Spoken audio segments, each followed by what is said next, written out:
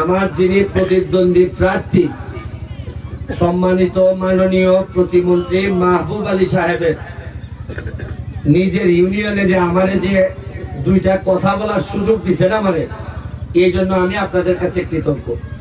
আমারে ভোট দেন না দেন, আপনারা যে আমার কথা শোনার সিদ্ধান্ত নিছেন এটার জন্য আমি আপনাদের কাছে প্রথমেই কৃতজ্ঞতা স্বীকার করতেছি। আমি আপনাদের এখানে মাহবুব আলী ভাই হচ্ছে কি আপনাদের সন্তান, জন্মগতভাবে উনি বুল্লার সন্তান। আমি আপনাদের এখানে শত্রুতা ছড়াইতে আসি নাই, আমি আসছি যে উনি জন্মগতভাবে বুল্লার সন্তান, আমি আসছি কর্মের মধ্য দিয়ে আমি আপনাদের সন্তান হইতে আসছি। আমি আমার কর্ম দিয়ে প্রমাণ করতে চাই যে আমিও আপনাদের সন্তান। হয়তো আমার জন্ম এখানে হয় নাই, কিন্তু আমি যে রাস্তা দিয়ে আমি এই জায়গায় আসছি, আমি আপনাদেরকে কয়েকটা হিসাব দেই খালি। আমি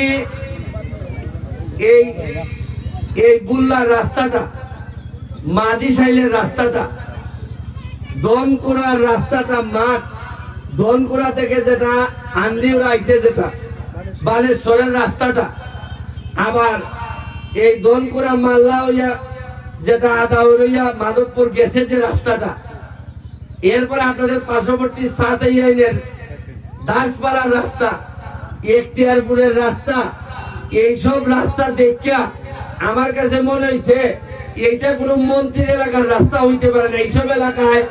এইসব এলাকায় মানুষ যদি মেয়ে বিয়ে দিতে আসে খালি রাস্তা দেখে ওর দেখ দিয়া ফিরে যায় বিয়ে করতে। আমি আপনাদের একটা কথা কই, সাঁতার যদি আপনি না জানেন তে বাপের পুকুরে কি মরতে না, বা পুকুরের মালিক বাপের লেগে সাঁতার না জানলে আপনি ভারী ডুবতা না। শুনেন, যোগ্যতা না থাকলে, টান না থাকলে, নিজের ভিতর থেকে যদি এইটা না আসে, তাইলে আপনি নিজের সাঁতার না জানলে আপনি নিজের বাপের পুকুরেও পয়লা মরবেন। এইটাই বাস্তবতা।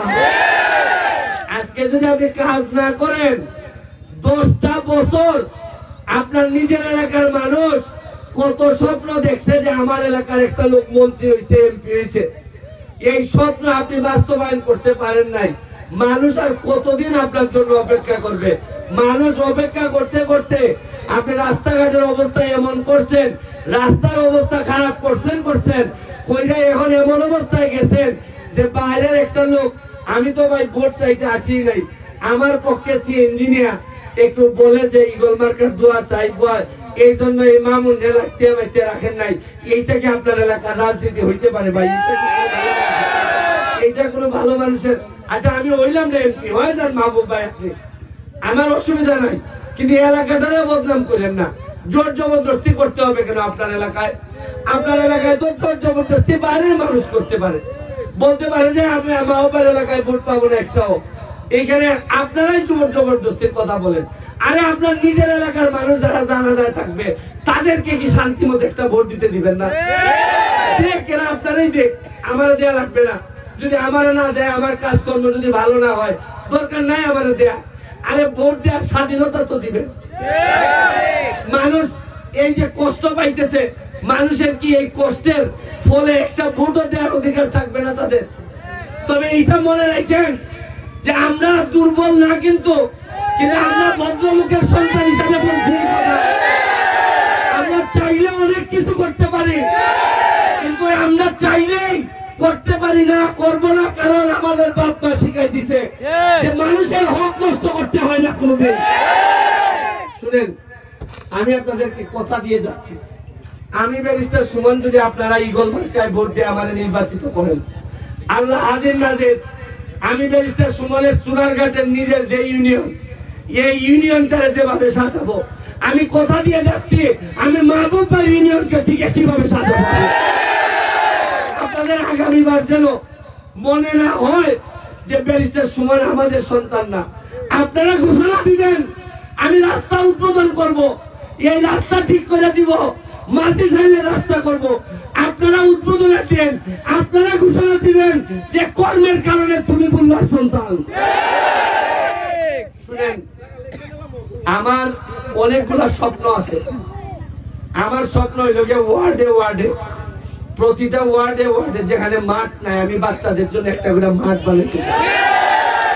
আপনারা বলতে পারেন যে তুমি এত বড় মাঠ বানাইবা কেমন, এইটার হিসাব নিয়ে যান। মিনিবার রাতে ফুটবল খেলা হয় দেখছেন আপনারা, 1 কের বা 2 কের হইলে একটা মাঠ বানানো যায় বাচ্চাদের জন্য, বড়দের জন্য না। বড়দের জন্য তো বড় মাঠ আছে প্রতিটা। আমার সোনাঘাট মাধবপুরে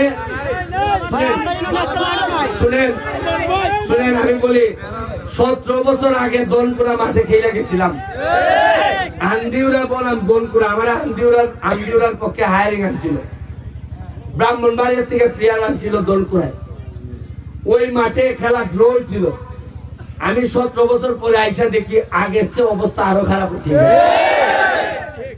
আমি শুনেন ব্যারিস্টার হিসাবে এমপি বাদ দেন, প্রতি সপ্তাহে আমি ইনকাম করি 2.5 থেকে 3 লাখ টাকা। এইটা টাকা দিয়েই তো আমি ব্রিজ বানাইছি। আপনাদের অবগতির জন্য জানাই, মোট 49টা ব্রিজ বানাইছি নিজের টাকা দিয়া। এর মধ্যে 47টা বানাইছি সোনারগাঁ, একটা বানাইছি কুষ্টিয়া, আর একটা বানাইছি মাধবপুরের তেলিয়াপাড়া চা বাগান, সুরমা চা বাগানে। 37,000 আমের চারা আনছিলাম এই বছর, এর মধ্যে 2,500 আমের চারা দিছি আমি সুরমা তেলিয়াপাড়া চা বাগানে, আর শাহজাহানপুর ইউনিয়নে দিছি। কালকে দেখলাম একজন বক্তব্য দিয়া বলে যে 37,000 আমের চারা দিল, যাইবার সময় কি মাধবপুরের উপর দিয়ে যাইবার সময় 10টা চারা আমদানি দিতে পারলো না। তো ওনার উদ্দেশ্যে আমি একটা কথা বলতে চাই, জগদীশপুর না শাহজাহানপুর ইউনিয়নের চেয়ারম্যান বাবুল খান, জয়, এদেরকে জিজ্ঞেস করেন শাহজাহানপুরের যে মাজার যাইতে যে দেখেন মেইন রোডের মধ্যে একটা মাজার আছে, মাজারের মধ্যে হাতের বামে দেখবেন একটা আম গাছ দাঁড়ায় দিছে। আমি যাইতে আইতে পানি দিয়া যায়, এই আম গাছটাও আমার ওই 36,000 আম গাছের একটা, এটা ওইটা মাধবপুরের মধ্যে পড়ছে। আমি 2,500 আম গাছের চারা দিছি সুরমা আর তেলিয়াপাড়া। আমি জানি যে বাগানের মানুষ গাছের যত্ন করে বেশি, এই জন্য আমি দিয়া গেছি। তারপরও শুনেন, যখন এলাকার মন্ত্রী থাকে তখন তো দায়িত্ব মন্ত্রীরই থাকে। আমি তো বেশি মাধবপুরের জন্য মন্ত্রী এমপি হওয়ার আগে করলে আপনারাই বলতেন বুলাটা মনে হয় এমপি হয়ে লেগে ভাগ হয়ে গেছি, যেমন কিভাবে মাধবপুরে এলাকা দিতে। আপনার মধ্যে লোকজনে বলতো যে মিয়া বাহুবল দিকে লাগায় না, পাগল হয়ে গেছি এমপি হওয়ার লেগে।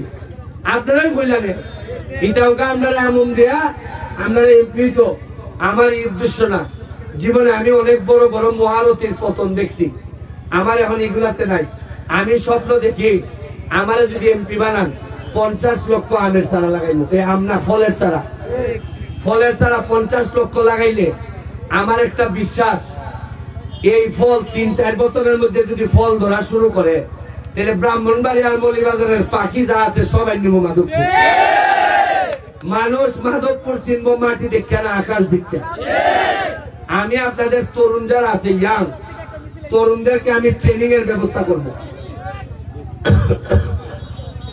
কথা বলেন না, তরুণদেরকে আমি ট্রেনিং এর ব্যবস্থা করব। ওই যে বুল্লা বাজারে বইয়া যে আড্ডা মারেন না, চা খাইয়া রাজা উঠে মারই, তারারে আমি ট্রেনিং সেন্টারে লই যাব।